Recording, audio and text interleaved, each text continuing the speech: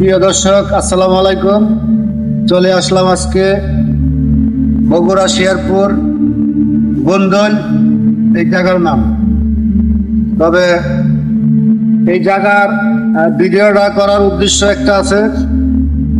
এখানকার অনেক মানুষ বা সারা বাংলাদেশে অনেকেই কিন্তু এই বিষয়ে আলোচনা বা সমালোচনা হচ্ছে। এটা নাকি ভূতের বাড়ি। তো আসলে আমি জানি না কতটুকু সত্যতা, তবে অবশ্যই ঘটনা কিন্তু সত্যতা আছে। আমি এই পরিবেশে চলে আসলাম, ঘোরার জন্য আসছিলাম। আইসা হঠাৎ করে শুনতেছি যে এখানে নাকি একটা ভূতের বাড়ি, এরকম একটা বাড়ি রয়েছে। তো আমি দেখার জন্য অবশ্য আসলাম। এটা হলো ভূতের বাড়ি। এখানে অনেক ধরনের ঘটনা কিন্তু হয়ে গেছে।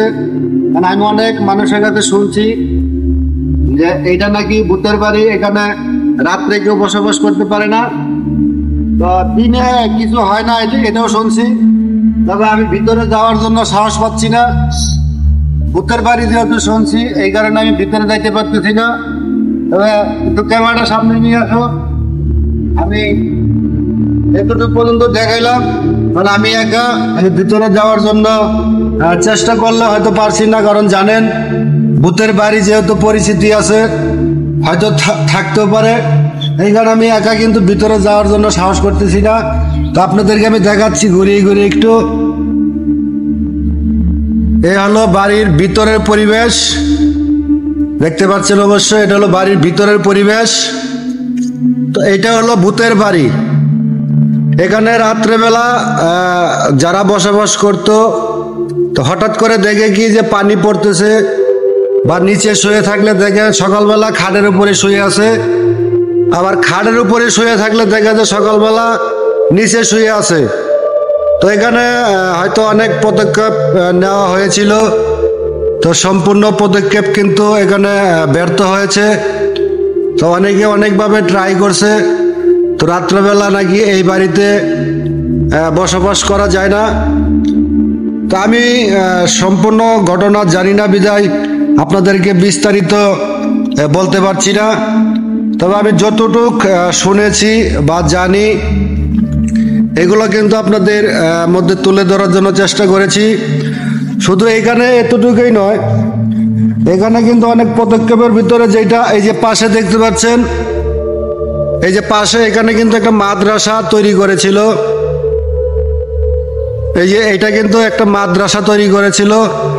তো আমি লোকের মুখে শুনছি যে এই মাদ্রাসা তৈরি করার পরে এই মাদ্রাসাও নাকি ছাত্র ছাত্রী বা যারা ছিল এই জায়গায় শিক্ষক, ওনারও নাকি এটার অনেক কিছু ঘটনা সম্মুখীন হয়েছে। এখানে মাদ্রাসাও কিন্তু টিকতে পারেনি।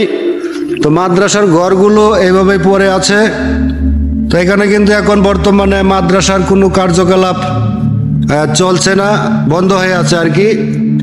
তো এই হলো, এই যে এটা হলো ভূতের বাড়ি। যিনি এই বাড়িটা তৈরি করেছিল উনি কিন্তু এই জায়গায় এখন থাকতে পারছে না। অনেক দিন ধরে এই বাড়িটা পরিত্যক্ত হয়ে পড়ে আছে, এখানে কেউ বসবাস করছে না আর কি। এবং বিকাল হয়ে গিয়েছে, আমি আসছি এখানে। তবে এই বাড়ির ভিতরে যাওয়ার জন্য আমি কোনো সাহস পাইনি। তো জানি না কতটুকু কি দেখা যাচ্ছে বা আপনাদেরকে দেখাতে পারতেছি। ঠিক আছে, ওই হলো পরিবেশ। এই যে বাড়ির পিছনে জায়গাটা অনেক বড়, অবশ্য বাড়িটা এরিয়া অনেক বড়। এই পাশে যতটুকু দেখতে পাচ্ছেন, ওই পাশে এতটুকুই। এটি একটি 3 সেট বাড়ি, সাইড পাকা করে, উপরে হলো 3 সেট, টিনের বাড়ি। তো আমি যতটুকু শুনছিলাম যে এই জায়গাটা নাকি একটা পুষ্কুনি ছিল, এই পুষ্কুনি ভরাট করে কিন্তু এই বাড়িটি তৈরি করা হয়েছিল। এই যে হলো বাড়িটার পরিবেশ। এটা হলো পুরা বাড়ি, দেখতে পাচ্ছেন, উপরে 3 সেট।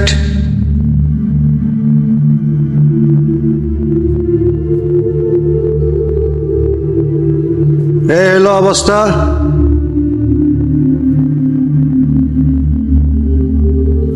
এটা হলো বগুড়া শেরপুর গুন্দল গ্রামের নাম। গুন্দল গ্রামে আসলে এরকম একটা বাড়ি দেখতে পাবেন আপনারা।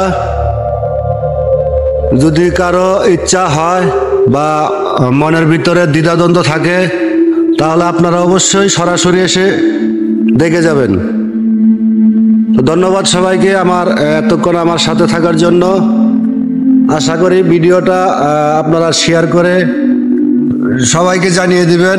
এই যে এইটা হলো যে মাদ্রাসা, এখন পরিত্যক্ত হয়ে পড়ে আছে, কোনো কার্যকলাপ চলছে না। এই রাত্রেবেলা নাকি ওনাদেরকে ভয় দেখায়, যারা মাদ্রাসার শিক্ষক ছিলেন বা ছাত্র ছিলেন তারা অনেক কিছু ঘটনার সম্মুখীন হয়েছে। তারপর থেকেই এই মাদ্রাসা ছেড়ে ওনারা চলে গিয়েছে।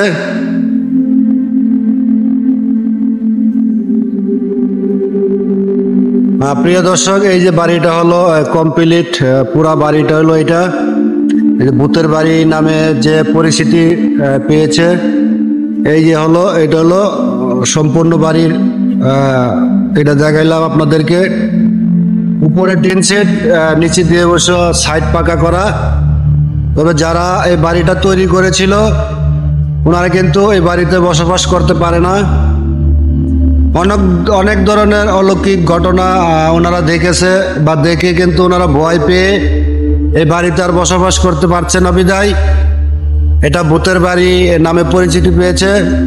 তবে শুধু এটা না, এখানে আমি যতটুকু শুনেছি সরকারের থেকেও নাকি অনেক পদক্ষেপ নেওয়া হয়েছিল, তো ওই পদক্ষেপও কিন্তু ব্যর্থ হয়েছে। তো ঘটনা অবশ্যই সত্যতা আছে বিদায় এত কিছু ঘটনার সম্মুখীন আমরা জনগণ অনেকেই সমস্যার সম্মুখীন হয়েছে। তবে এই হইল মূল ঘটনা, ভূতের বাড়ি। আমি দেখতে এসে ভিডিওটা তৈরি করলাম, জানি না আপনাদের কাছে কেমন লাগে।